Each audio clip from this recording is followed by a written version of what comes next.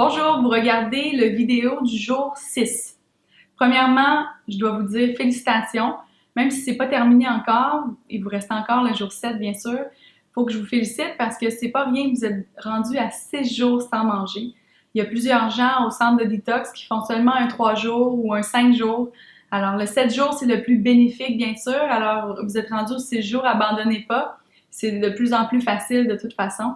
Alors, c'est du beau travail. Soyez fiers de vous. J'imagine que vous avez jamais pensé qu'un jour vous alliez pas manger pendant 6 jours. Peut-être que vous pensiez même pas que c'était possible.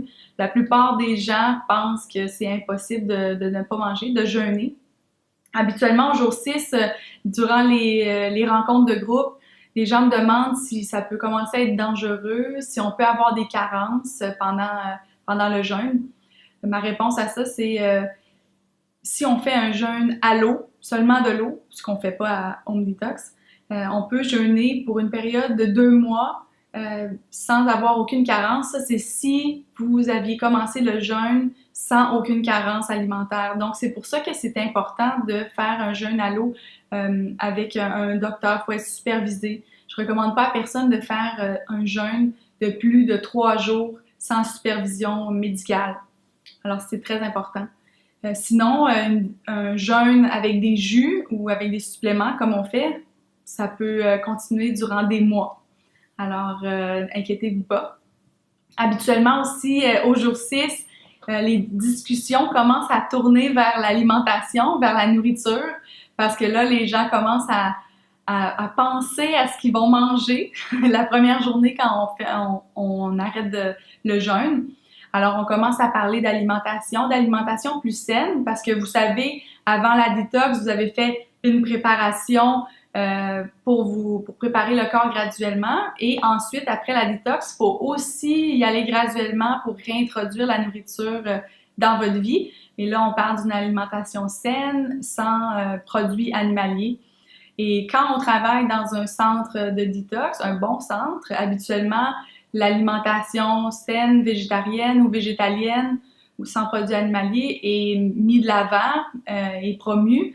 Alors, on en parle souvent.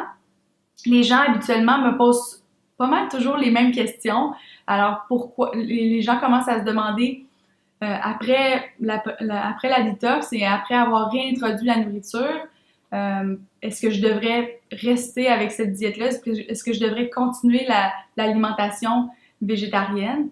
C'est certain que moi, j'encourage ça. Alors, on fait une détox pour une raison, c'est pour se débarrasser, c'est pour libérer le système digestif des blocages qui ont été causés par l'alimentation malsaine. Alors, si on veut ne plus faire de détox, alors c'est bon de rester avec une alimentation saine, comme ça on n'aura plus besoin d'en faire. Il y a plusieurs raisons de choisir une diète végétarienne sans produits animaliers. La première, ce serait de choisir une diète qui est alcaline plutôt qu'une diète qui est acidifiante. Sur l'échelle d'acidité de 0 à 14, 0 étant le plus acidifiant et 14 étant le plus alcalin et 7 étant neutre, sur cette échelle-là, on peut voir que tous les produits animaliers et produits transformés sont du côté acide et les fruits et légumes sont du côté alcalin. Le pH du corps, lui, n'est pas à 7, est à 7,4. Il doit constamment demeurer entre 7,35 et 7,45. Donc, le corps travaille toujours pour maintenir cet équilibre-là du pH sanguin. Le problème, c'est que tout ce qu'on mange et tout ce qui nous entoure dans la vie est acidifiant. C'est pas seulement la nourriture que l'on mange, c'est aussi la pollution, les produits que l'on consomme, le stress, tout est acidifiant. Si le pH sanguin est supposé d'être à 7,4, ça veut dire que le corps est supposé d'être alcalin, ça veut dire que nos cellules sont alcalines, ça veut dire que l'on doit être alcalin. Alors là, quand on n'est pas alcalin, quand on mange ces produits-là, quand on consomme les produits qui sont acidifiants, ce qui arrive, c'est que le corps doit travailler et pour ce faire, il doit aller puiser du calcium dans les os, qui est un minéral alcalin, et puis il va l'envoyer dans le sang pour aller neutraliser cette acidité-là. Et malheureusement, le calcium ne retourne pas dans les os, alors ça résulte d'une perte de calcium, ce qui peut entraîner d'une maladie très commune, l'ostéoporose. Aussi, être acide, avoir un environnement acide, c'est ce qui encourage la multiplication des cellules cancéreuses, par exemple. Ça crée un environnement parfait pour la multiplication des bactéries, des virus, des cancers et des maladies chroniques, finalement. Donc, être acide, ça fait juste vous rendre malade constamment. Avoir une grippe à chaque saison, c'est pas normal. On pense que c'est normal, mais c'est parce qu'on est acide. Les cellules, les bactéries, ils font le party en dedans de vous. Alors, de choisir une diète qui est alcaline, c'est seulement bénéfique. Une autre raison de choisir une alimentation sans produits animaliers et transformés, c'est parce que c'est une diète qui est anti-inflammatoire. Ça ne contient pas de protéines animales, ce qui est vraiment ce qui promouvoit l'inflammation dans le corps. Les fruits et légumes, par contre, c'est tout le contraire avec tous les antioxydants. C'est pas une diète qui est inflammatoire. En fait, ça guérit l'inflammation. Donc, c'est vraiment intéressant de se tourner vers une diète comme ça pour éliminer que ce soit les douleurs ou les blocages dans les artères. Tout est là pour aller vers la santé optimale. Une autre raison de choisir cette façon de s'alimenter-là, c'est pour éviter les gras saturés, les gras trans, qui sont pas des bons gras, qui sont aussi inflammatoires, surtout pour les cellules. Ils vont aller se loger dans les cellules et bloquer l'action de l'insuline, ce qui peut entraîner le diabète. Et ça fait bien sûr gagner du poids de manger ces gras-là, qui sont seulement contenus dans les produits animaliers. Les gras saturés, il y en a aussi dans les plantes, comme l'huile de coco, l'huile de palme, par exemple. Mais majoritairement, c'est dans les produits animaliers. Tout comme le cholestérol qui est uniquement trouvé dans les produits animaliers. Choisir une alimentation composée de plantes, ça apporte aussi un grand apport en fibres. Et ça, c'est ce qu'on veut. Les fibres, c'est là pour donner une digestion normale, pour avoir aucun problème de digestion. Les fibres, on en a besoin en grande quantité. C'est aussi très bon pour la perte de poids, bien sûr, pour que tout descende vers le bas, pour qu'on puisse éliminer constamment. Les fibres sont très importantes. Les fibres aussi peuvent aider à réduire la pression sanguine, à faire baisser le cholestérol. Donc, ça va faire en sorte qu'on peut éviter les maladies cardiaques. Les fibres peuvent aussi prévenir et guérir le diabète en contrôlant le sucre sanguin, les niveaux de sucre sanguin. Alors, les fibres sont très importantes et il y en a 0 dans les produits animaliers. Et il y en a plein dans les produits des plantes. On me demande aussi plusieurs questions par rapport aux carences possibles si on se nourrit seulement que de plantes. Alors là, ça va ressembler un peu à un cours de nutrition, un mini-cours. Alors, il y a plusieurs nutriments dans l'alimentation. Il y a les macronutriments et les micronutriments. Donc, c'est 2 groupes. Les macronutriments, ce sont les protéines, les gras et les sucres. Donc, c'est avec ça qu'on fait l'énergie.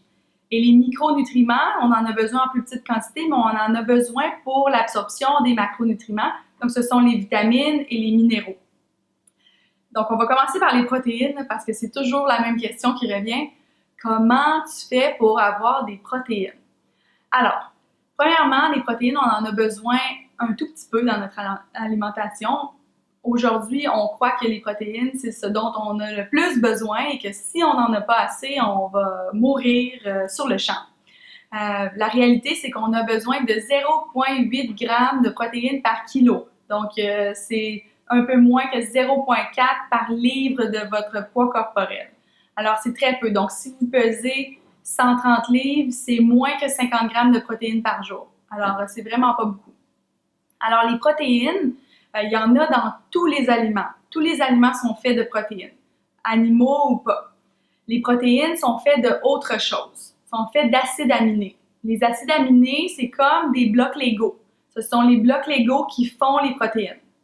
Alors, comme je dis, tous les aliments sont faits d'acides aminés.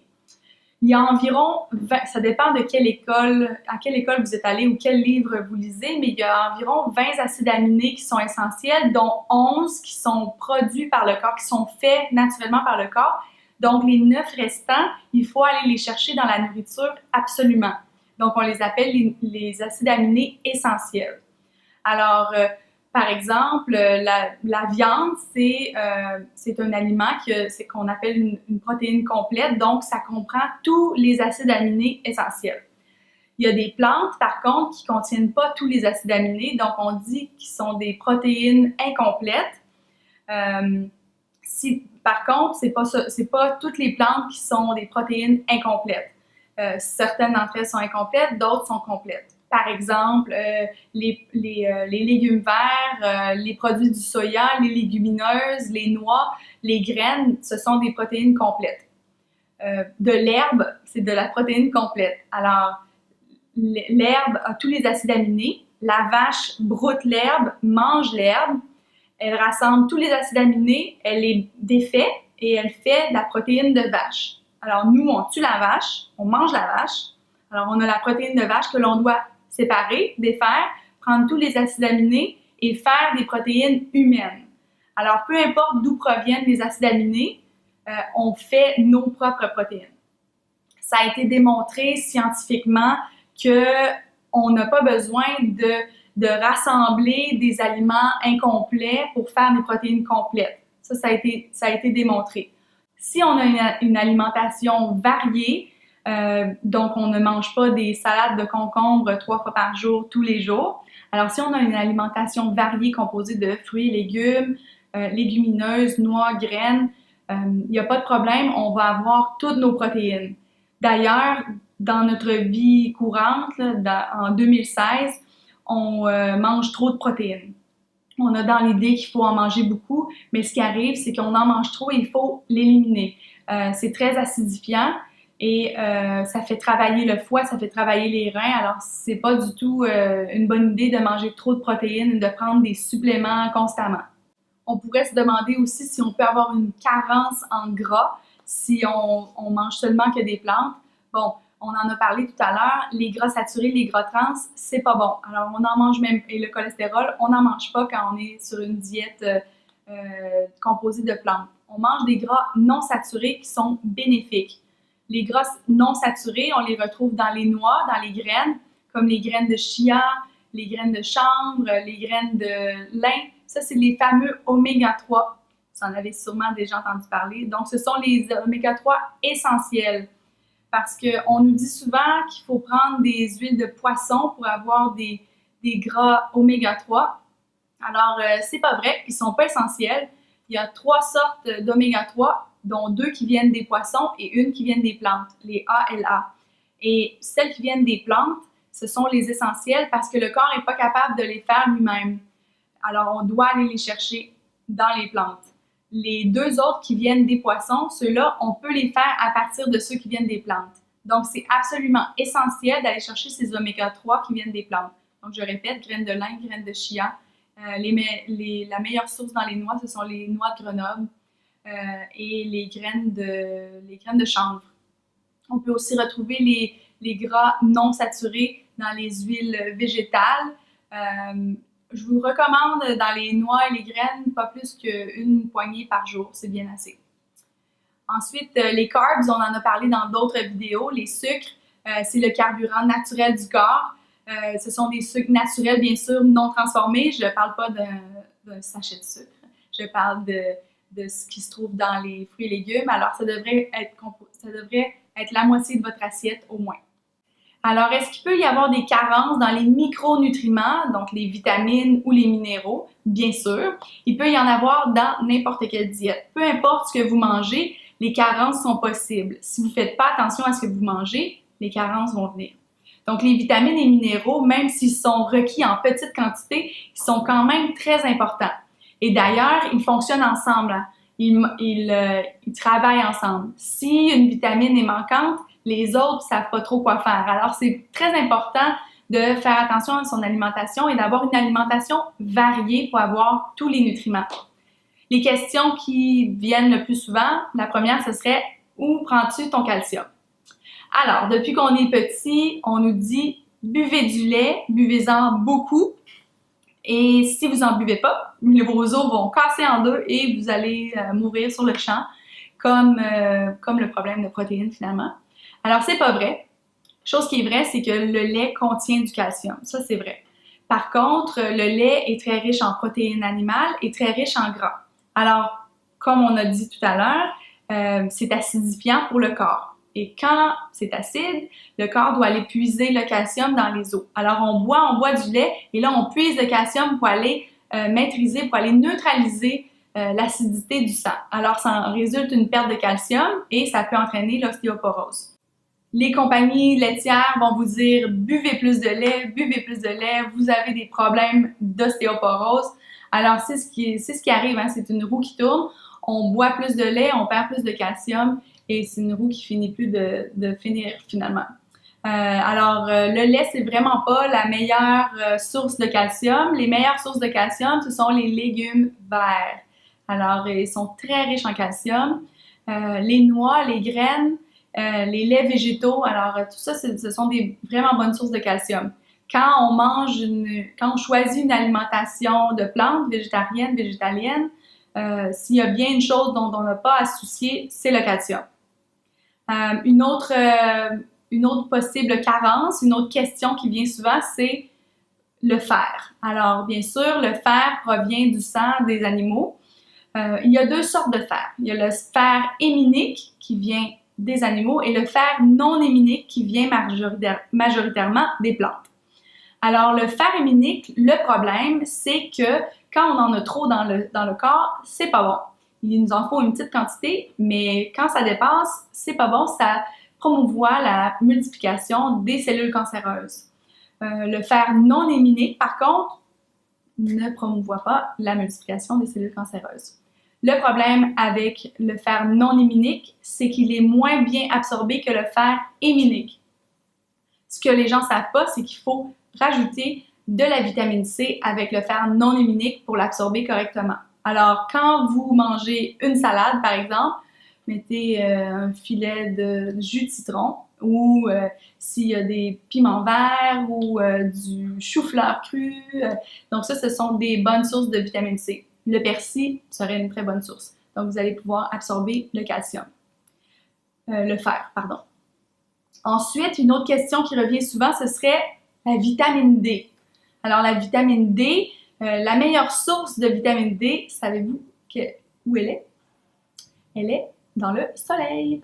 Alors, la meilleure façon d'avoir la vitamine D, c'est d'aller au soleil, sans crème. Alors, 15 minutes, 20 minutes, c'est assez. En costume de bain ou les bras comme ça, c'est assez pour faire la vitamine D. Le corps produit sa vitamine D. Sinon, on peut aussi avoir des suppléments. Je recommande aux gens qui sont dans des régions plus nordiques de supplémenter en vitamine D, que vous soyez végétarien ou pas, là. Alors, habituellement, au Canada ou dans les régions qui sont à cette hauteur-là, les gens sont carencés. Alors, je recommande de prendre des gouttes de vitamine D. On peut aussi les trouver en capsule. Ensuite, la B12. La B12, il ne faut pas l'oublier. La vitamine B12, ça revient souvent aussi. Ça provient des bactéries. Alors, les bactéries sont dans le système digestif des animaux, sont dans notre système digestif parce qu'on est un animal aussi. Donc, ça vient des bactéries et donc ça vient seulement des animaux. Si, par contre, on recule dans le temps quand on était des singes, on se nourrissait dans la nature et la vitamine B12, elle était là. Elle était dans les fourmis, dans les insectes qui sont sur les feuilles ou dans l'eau que l'on boit d'une source dans la jungle. Ou si vous avez un jardin et que vous ne nettoyez pas vos aliments et que c'est un sol qui est biologique, vous pouvez avoir aussi ces bactéries-là, mais en petite quantité. Mais le corps a besoin de B12 en très petite quantité. D'ailleurs, on est capable de la faire nous-mêmes. Alors, c'est pour ça que quand on me demande est-ce que je devrais me supplémenter, est-ce que je devrais prendre des capsules de B12 ou est-ce que je devrais avoir l'injection? Alors, ma réponse à ça, ce serait, vous avez plusieurs choix en fait. Vous pouvez trouver de la B12 dans les aliments fortifiés comme la levure alimentaire ou des céréales fortifiées en B12. Sinon, vous pouvez aussi aller voir le médecin une fois par année et faire un test sanguin. Et là, vous allez voir si vos niveaux de B12 sont corrects. S'ils ne sont pas, là, on supplémente. Sinon, ça se peut que votre corps est capable de le produire lui-même. Habituellement, les carences peuvent arriver après quelques années sans B12. Mais il y a beaucoup de gens qui sont capables de produire leur B12 eux-mêmes. Alors, vous avez plusieurs options. Alors voilà, ce seraient les questions qui reviennent le plus souvent concernant l'alimentation. Alors, jour 6, on continue, il reste seulement jour 7. Et puis, profitez-en. Habituellement, jour 6, c'est une bonne journée, on a de l'énergie. Et je vous dis à demain.